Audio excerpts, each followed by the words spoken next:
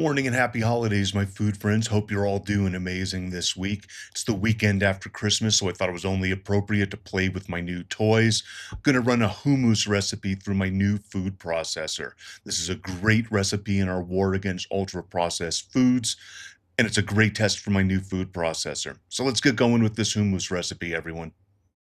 I've washed and dried my new food processor, and we're going to load this up to make a triple batch of hummus.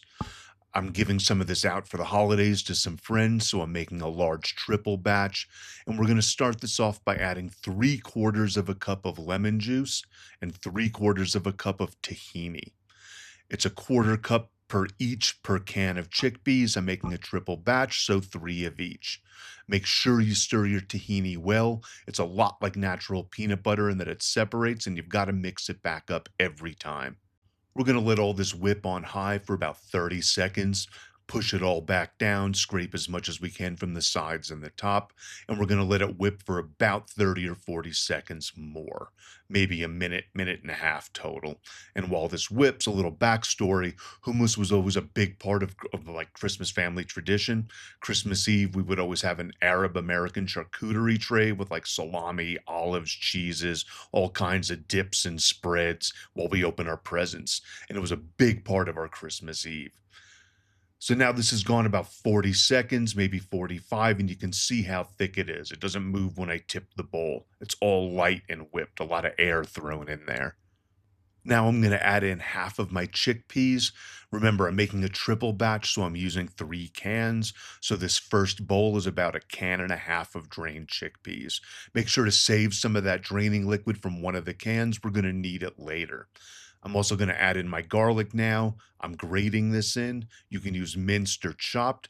Just don't throw the whole clove in now. It won't break down right. Now we're going to cover and run this for about a minute and a half. Easy peasy, no big deal. Then we're going to add in our remaining chickpeas and about 2 tablespoons of olive oil per batch. I'm doing a triple batch. So this is about a third of a cup and about, a splash or two more. Now we can cover this, run it for about 2 minutes more. I'm also going to add in my cumin at this stage. I'm adding in about a teaspoon for a triple batch. You can add more if you like, but I wouldn't use too much more. It'll really overpower your dish.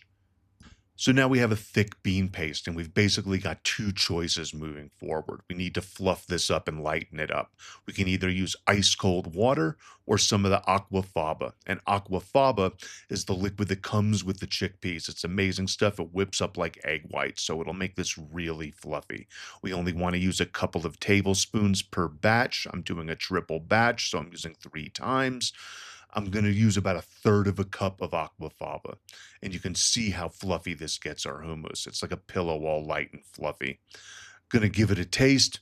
Going to add some salt since I used the aquafaba, which has salt. I didn't add any until I was done. If you use water to fluff this up, you're going to need to add more salt to taste. And now we can just serve this up and garnish. I like to add a little bit of paprika for color since hummus can look a little bland. I'm also going to add in a sprinkle of thyme or what they call za'atar. This adds a sharpness and a bitterness that works really well with the lemon. And then we're also going to drizzle some olive oil over the top. And then you can just add this to the centerpiece of your charcuterie or dip station. Let people go nuts. This plate that I'm showing you now is actually my dinner, so I'm going to go chow down on this now. I'm done. This is a pretty typical meal for me. Protein, cheese, bread, veggies, and fruit. I hope you all enjoy this recipe. Thanks for joining me today on Dude Talking Food. I hope you enjoyed the recipe. Here's a whole bunch more I know you're going to love. Keep cooking your own foods, avoiding those ultra processed foods.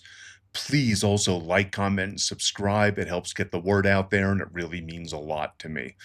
Keep eating better. Be healthy, everyone. Peace.